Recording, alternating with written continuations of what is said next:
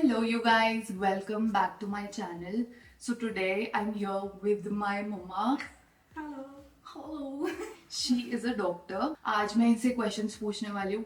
Just awkward questions. Girls are too afraid to ask their moms. I know how difficult it is to communicate with your parents and to build a bond with them. So I'm just gonna ask her questions about marriage, relationship, dreams, career, everything that I can possibly ask, and I hope you guys like the video. ये सारे questions के answers बड़े perspective के according है. Obviously she cannot answer for everybody, every parent, but yeah, I hope आपको ये video देख के थोड़ा help मिल जाए if you're looking for some answers or looking for a sign to talk to your parents or whatever it is. Be very open while watching this video. इसमें मुझे एक भी क्वेश्चन है तो I was asking her. So the first question is, what should a relationship between a mother and a daughter look like or be like? It's not about mother and daughter, it is about a mother and a child. What I feel, it should be friendly and parents should be able to answer all their queries and doubts because children are very inquisitive. Explain to them, maybe in a story form, whatever it is. If a child is very small, we can tell them a stories, moral stories or something like that. जो मैं तुमको बचपन में सुनाया करती थी, like घर से बाहर नहीं निकलना है तो मैं I used to tell Ravan वाली स्टोरी बच सुनाती थी ना मैं तुमको. और आप जब लक्ष्मण टीनेज में रेखा. आ जाते हो तब कैसे संभालते हैं? तब रॉन्ग एंड राइट्स बताने होते. अब जजमेंट आप पे है, but we have to tell children what is wrong, what is right. We cannot impose anything on our children and we should not, and I have never done that. My aim was always to tell you what is wrong, what is right. Now it is your judgment which path you want to follow. So the next question is, how to understand each other better and tackle the generational gap?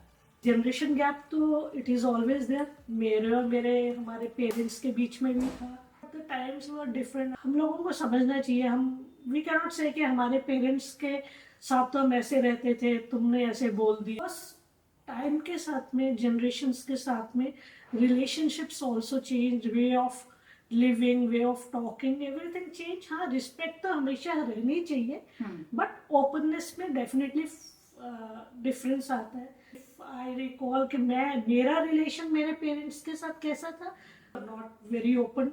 ठीक है, उन्होंने जो कह दिया follow करते थे हम लोग. मतलब हमें कभी कभी लगता भी था कि ठीक नहीं है. अब जो है जनरेशन के साथ में पेरेंट्स को भी चेंज चाहिए, होना चाहिए. ऐसे नहीं कि हमने ऐसा सहा है या हमने ऐसा किया तो हमारे बच्चे भी ऐसे करेंगे, या फ्यूचर में तुम लोग जब पेरेंट्स बनोगे तो तुम लोग भी उस वक्त के बच्चे और ज्यादा ओपन हो, हल्के वाले हो, डिमांडिंग हो, जैसे भी हो. तो इट इज इवोल्यूशन. तो इवोल्यूशन में चेंजेस तो आते हैं एंड उसको एक्सेप्ट करना चाहिए. So the next question is, how to have an open conversation with slightly conservative parents?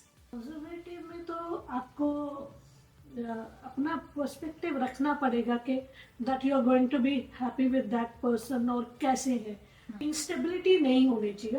I don't believe in arrange marriages. ऐसा मतलब इसीलिए शायद मैंने अभी तक तुम्हारे लिए कोई देखना भी शुरू नहीं किया.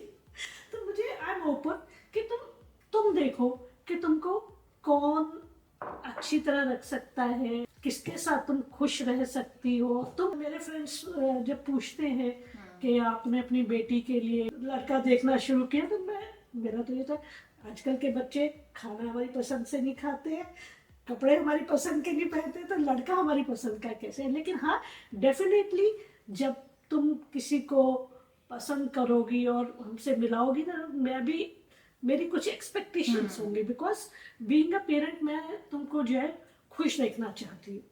एक एजुकेटेड, उनकी फैमिली कैसी है, उसमें बॉन्डिंग कैसी है. ये आप कहीं और क्वेश्चन पे पहुंच गए हो. मैं पहुंच गई हूँ, लेकिन ये क्वेश्चन बाद में आएगा ना, अभी बोल देंगे. अरे अरे हाँ, बोलेंगे. चलो ये टॉपिक हो गया. ये था क्वेश्चन कि आप अपने कंजर्वेटिव पेरेंट्स को बोलो कैसे. आप तो कहीं और ही पहुंच गए. Let's start again. नहीं, कोई नहीं, मिल गया आंसर. और आपने एक और क्वेश्चन का आंसर दे दिया जो मैं पहले पूछने वाली थी. आई होप आपको आंसर समझ आ गया हो. मेरे दिल से निकला मेरी बेटी के लिए. Next question, who had the courage to talk about taboo topics first, you or your mom? I think it was me. It's the right age for you and Ria कि मैं बताऊं तुमको कि मैं सबसे पहले मेंस्ट्रुअल साइकिल के बारे में जब पीरियड शुरू होते हैं तो आई वाज द वन, तुम शायद 9 इयर्स की होगी, मेरे को पीरियड्स हो रहे होते थे और मैं कभी भी सैनिटरी पैड को ऐसे छिपा छिपा के तुम्हारे सामने से कभी नहीं लेके गई। या मुझे लगता था कि भाई हाँ ये एक नेचुरल चीज है और इनको पा करके क्या करना है, तो मैं तुम मुझसे पूछती थी तो I used to explain to you कि भी पीरियड्स होते हैं, ब्लड आता है और सबको होगा, तुम्हें भी होगा। फिर जब तुम एक राइट एज में मतलब 9 इयर्स की कुछ थी तुम, तो फिर मैंने तुमको एक्सप्लेन करना शुरू किया कि प्यूबर्टी आएगी, तुम्हारा जो हेयर ग्रोथ होती है, ब्रेस्ट का मैंने एक्सप्लेन यू कैसे होता है और पीरियड्स होंगे, you don't have to worry about that और नेचुरल है और कैसे ये सब। So I think I was the first one, I always answered your Curiosity. Why do you think it's important to talk about this so-called taboo topics? घर से ही होना चाहिए, क्योंकि मैंने तो अपने फ्रेंड सर्कल में भी देखा और रिलेटिव्स में भी देखा, आसपास भी देखा, नेबरहुड में कि पेरेंट्स सोचते थे करे हम कैसे बताएं उसको पीरियड हो गई, अभी तो बहुत छोटी है, शाई फील करते थे और बच्चा बेचारा इतना कंफ्यूज्ड होता था। Very sad to see. Sad to see कि भाई हेल्पलेस काइंड कि भाई मेरे साथ क्या हो गया और कोई उसको बता नहीं पा रहा है। तो ये चीजें तो हमें पहले ही बतानी चाहिए। इवन बॉयज भी पूछते हैं, बॉयज के साथ भी है, बॉयज को भी पता होना चाहिए कि आपको रिस्पेक्ट करनी है। आपको लगता है बॉयज को भी गर्ल्स के बारे में टीनेज में बता देना चाहिए? क्योंकि जैसे हमारे स्कूल में होता है अलग अलग बिठा के पढ़ाते हैं, जो 8th स्टैंडर्ड का जो चैप्टर होता है उस दिन कोई छुट्टी नहीं लेता है, मतलब इट्स अ होल सीन, और टीचर भी कुछ अच्छा बताती नहीं है। 8th क्लास एक सारी लड़कियों को ले जा करके लड़कियों को वो मूवी दिखाई थी और मूवी थी ये पीरियड्स पे थी कि ये सिखाने के लिए, this was the way of giving sex education and boys were very curious outside के हमको क्यों नहीं लेकर के जाना। वो चीजें इतनी ज्यादा चेंज नहीं हुई है, मतलब इतने सालों बाद भी वो अपना नेट से क्यों सर्च करके देखे और इधर उधर छिप छिप के बुक्स में ये सब और गिगल करे अपने फ्रेंड्स के साथ में इसके साथ। तो उनको मालूम होना चाहिए कि ये सब चीजें नेचुरल है, नेचुरल प्रोसेस है, ग्रोथ का पार्ट है और उससे उसकी इम्पोर्टेंस क्या है। When should parents sit down for the important sex talk? अब आपका ये सब प्यूबर्टी स्टार्ट हो जाता है, नेचुरल चीज है कि अब लड़की लड़के की तरफ डोंट टेक इट अदरवाइज के आप बायस्ड हो, दूसरे जेंडर को आप रिकॉग्नाइज नहीं कर रहे। इन जनरल जेंडर्स की बात कर रही हूँ मैं, अपोजिट सेक्स की तरफ अट्रैक्ट होने लगते हैं, दैट इज वेरी नॉर्मल चीज।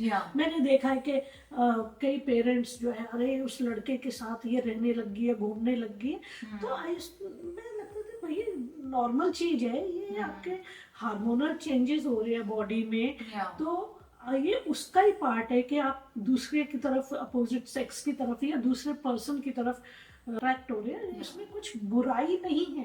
टीनेज के टाइम पे आप मुझे उसी टाइम पे because that's when your hormones are at the peak. Aggression भी आती है बॉयज में। पेरेंट्स शुड अंडरस्टैंड कि भाई this is normal thing, their body is changing, there change in the hormone levels, parents should handle it very gently. मेरे को याद नहीं, बट मैंने कभी आपको आके अपने क्रश के बारे में बताया टीनेज? या मुझे क्रश तुमने नहीं बताया? नहीं बताया? तो नहीं, यू ऑलवेज टोल्ड मी कि भाई एक वो आई रिमेम्बर, नाम मत लो किसी, नहीं मेरे को नाम भी याद भी नहीं है। अच्छी बात है। अब मेरे को याद आ गया, बट वो मेरा क्रश नहीं, मैं कह रही हूँ मेरा क्रश मैंने कभी आपके बताया आगे? मुझे तो ये लगता है कि लोगों को तुम पे क्रश ज्यादा था। ऐसा कुछ नहीं है, बट मेल फ्रेंड्स में थे, मैं हमेशा बोलती थी घर पे बुलाओ, बात करते हैं, बैठते हैं, चिल करते हैं, चिल करते हैं। मैंने कभी ये नहीं कहा तुम उसके साथ क्यों गई हो, क्यों जाना है। Next question, is consent important in every stage of sex, beginning till the end, in the moment, and then if someone says ki no I want to stop? Consent तो it is very important, otherwise it will become rape।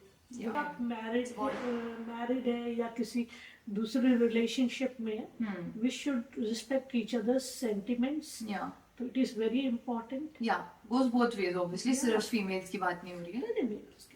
Yeah. Both ways. How to choose the right life partner? Alia Bhatt style में। तो I am confusion. मैंने कहा रणबीर कपूर, वो तो सबसे बड़ा red flag है. She's talking about डियर जिंदगी मूवी की चेयर्स पे बैठ बैठ के देखो. इसके नाम अब वालों के याद नहीं रहते हैं मुझे। She's saying डियर जिंदगी में जैसे शाहरुख खान बोलता है ना, आप अलग अलग चेयर्स पे बैठ के देखो, whatever suits you. हमें मैच्योरिटी होनी चाहिए जज करने की, और मुझे तो लगता है रिस्पेक्ट फॉर ईच अदर सबसे फर्स्ट पार्ट तो वही है, जिस दूसरे के ओपिनियंस की, व्यूज की रिस्पेक्ट करना आना चाहिए। पापा और मेरी भी है, तो वो अलग एनवायरनमेंट में बड़े हुए हैं, मैं अलग एनवायरनमेंट में बड़ी हुई हूँ। हमारे जो कल्चरल वैल्यूज है जो वो अलग थी। किसी ने मैंने जय शेट्टी का एक वीडियो देखी थी, उसमें वो बोल रहा था कि आप एक हाउस हो और एक आपका पार्टनर एक हाउस है, दो घर हो आप, and when you get married you take the bricks from both the houses and build a new house depending on उनके क्वालिटीज, आपको क्या पसंद है उन आपको, लाइक एंड वाइस वर्सा. तो you build a new house combining your both of your qualities. So dominate नहीं करना है, तो स्पेस होनी चाहिए, ब्रीदिंग स्पेस होनी चाहिए। दो इंडिविजुअल्स है। आपके according is there a right age to lose virginity? दुनिया समझ में आने लग जाए या दुनिया तो अभी तक समझ रही है सब. नहीं, maybe I am not able to explain. दुनिया तो पागल है. एज कुछ नहीं होती है, बट मैच्योरिटी मैटर्स के, उसके कॉन्सिक्वेंसेस आपको पता होने चाहिए, Yeah. और आप किस चीज के लिए प्रिपेयर्ड है। Basically, you should know everything, and then only you should get into it. Not like कहीं भी कूद जाओ, कुछ भी करो indecisively, कुछ भी rationally करना चाहिए सब कुछ. अब ये saving ourselves for marriage, मतलब बहुत लोगों के साथ होता है obviously. वो तो it's about culture, it's about religion, मतलब बहुत सबके beliefs, faiths अलग अलग होते हैं. तो उस context में वो बोलते हैं कि age क्या होती है. There is no age. Yeah, there is literally obviously 18+. Medically ये है कि Medically. आपके जो बॉडी पार्ट्स है वो प्योर एनफ होते हैं, आपकी बॉडी स्ट्रेस झेलने के लिए। If even if somebody gets pregnant, तो उसकी body is ready to receive that. But nobody knows that, ना, लीगल ये जो वाली हम- बात नहीं है कि 25 हो गया, 18 हो गया, लेकिन लीगली सेट किया है हाँ. कि पहले तो चाइल्ड मैरिजेस हो जाती थी, Yeah. और तब तो कोई नहीं देखते था age. डेथ्स बहुत कॉमन Yeah. होती है, एनीमिक हो जाती है मदर, ब्लड लॉस बहुत होता है, और इतना बॉडी भी उनकी रेडी नहीं होती, उसके लिए 18 है। सो 18 is not that. But nobody knows that age. आपने बताया. I mean, people would know that, but all of them don't know. This is the reason. When people asked मेरे को, when are you getting married? कभी कहीं बाहर जा रहे हैं कि what should I reply? जब आपको लगेगा कि राइट पर्सन आ गया, और आप somebody's own decision, I think किसी के लिए लेकिन इंडियन कल्चर में समझ नहीं आता ना, वो घुसते ही कमेंट करते हैं राइट टाइम जब आएगा वो अपने आप हो जाएगी, and it is true also. कि मेरी मर्जी है. नहीं, मेरी, you don't have to be rude. मेरी मर्जी, मेरी मर्जी, मेरी मर्जी है. सुन रहे हो? मेरी देखो, मैं इसको कभी नहीं कहती हूँ, क्योंकि मुझे यही जवाब मिलेगा सुनने का, मेरी मर्जी। Okay. How old were you when you got married? I was 28 and I thought बहुत लेट हुई है उस टाइम के हिसाब से। बट आप पढ़ रहे थे, तो डॉक्टर्स की पढ़ाई तो इतनी दूर तक ही चलती है वैसे, है ना? Working also. हाँ, मतलब वही. Yeah. 20. I got married at the age of 28. There a right age to get married, like doctor's perspective से पूछ रही हूँ मैं. Thinking of having a family, तो definitely there is a right age, क्योंकि क्या age उसके होती बाद में 27, 28 में, मतलब आपका उसके बाद में ना 27, 28 में 30 बच्चे हो जाने चाहिए. नहीं, 30 के बाद में थोड़ी कॉम्प्लिकेशंस ज्यादा आ जाती हैं। बायोलॉजिकली जो है कॉम्प्लिकेशन ज्यादा आती हैं, बिकॉज 30 में शादी हुई है, normally people nowadays wait for 2 to 3 years, फिर वो कंसीव करने में प्रॉब्लम आती है। अदरवाइज तो ठीक है, जब जिसको जब कंफर्टेबल लगे Yeah. तब करो। What are your thoughts on arranged marriage versus love marriage? Both are good, ऐसा कुछ नहीं है। इन मैरिजेस में प्रॉब्लम होती है या लव मैरिजेस में प्रॉब्लम होती है, ऐसा कुछ नहीं है। ये आपकी अंडरस्टैंडिंग है, बैलेंस करने की चीज है, चाहे आप एंड गिव एंड टेक है। जो कि मैं किसी को बदल दूंगी, या मैं कोई सोचे आपको बदल देगा, ऐसा नहीं है। आपकी विश है कि आपको अरेंज मैरिज में जाना, आपको पेरेंट्स उसको चूज करें, बच्चे ने चूज किया तो parents should respect that. Next question is, what are your thoughts on a live-in relationship? If you're comfortable, then okay. I don't mind. Particularly if someone is in a relationship, what are the benefits of it? You get to know each other. बस इतना ही है, but ऐसा जरूरी नहीं है. कि आप रह रहे हो साथ में and वो बंदा फेक कर रहा हो. कर भी सकते. So many cases we have heard डरो of. मत, मैं नहीं जा रही इस घर से भी. मुझे लगता है कि जब तक हम एक वन रूफ हम रहते नहीं है तो हमें अच्छी तरह से उस बंदे के बारे में पता नहीं चलता. बहुत हेवी हो गया. Last question is, was I planned or was I a mistake? मेरे को भी नहीं पता. Dream, you are my dream. ठीक है, अब 30 होने से पहले पहले जो हो जाए, और फिर उसके बाद में I was planning for second child also. Topic pregnancy हो गया. सबके ओपिनियंस मुझसे डिफरेंट हो सकते हैं, बिकॉज ये मेरा पर्सपेक्टिव था जिससे मैंने बोला. और ये जो बॉन्डिंग हम शेयर करते हैं, she knows me well and I know her well. We talk a lot. जब बैठ जाते हैं गप्पे बहुत मारते हैं, and we can talk on any topic.